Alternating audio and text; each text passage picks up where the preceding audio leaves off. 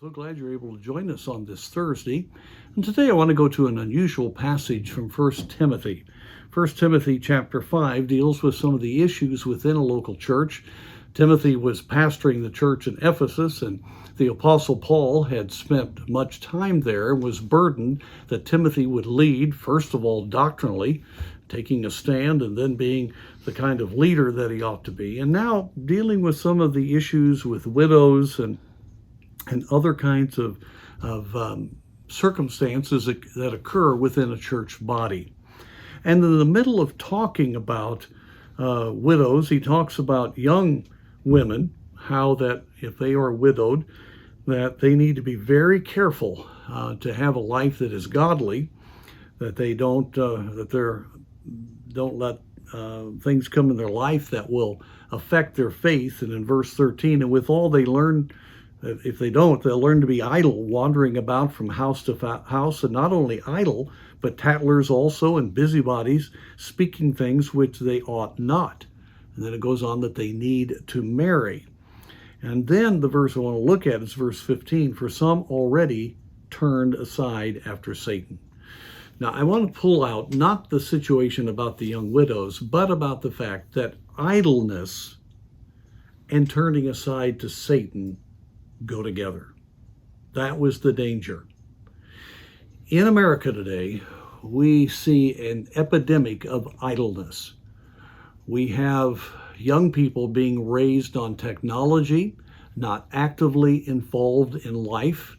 Their social life is via the social networking. Many are not involved in athletics. Many are not involved in actual preparation for their life, and you see a lot of idleness. And you see also idleness being somewhat lifted up among adults as the thing you live for, to be able to make enough money to just, veg out and do what you want to do and live according to your feelings and have a good time. And though many don't believe that, we do see an epidemic of it, and it's causing great problems. The Surgeon General came out, I'm sure you heard some weeks back, and said that there is a new epidemic, and that one is loneliness, and that it is having an enormous psychological and physiological impact on our entire culture, especially our young people. It's amazing for the government to come out and mention that, but it is true.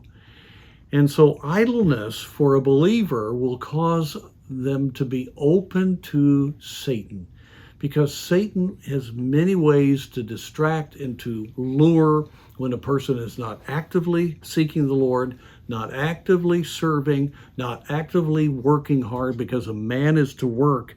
In fact, in this very passage, it speaks of if you don't work, you don't eat. And so it's very much a practical reality that idleness is Satan's tool. And let me just say that for all of us that are part of this little time today, let's look at how do we handle our free time. Is it profitable? Are we being edified? Are we reading instead of just viewing? Are we learning instead of just always just relaxing? We have to relax, of course. Are we just finding ourselves many times not actively engaged in our minds and just sort of going along? Those are very dangerous moments, for temptations can come.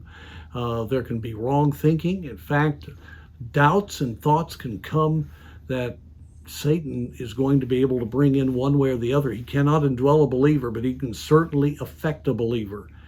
And so this is a unique little section here, but if we want to stay encouraged, we need to be actively doing what God's told us to do, actively seeking Him, actively serving Him, actively working with our family, actively, even in our times of recreation, doing something that is profitable.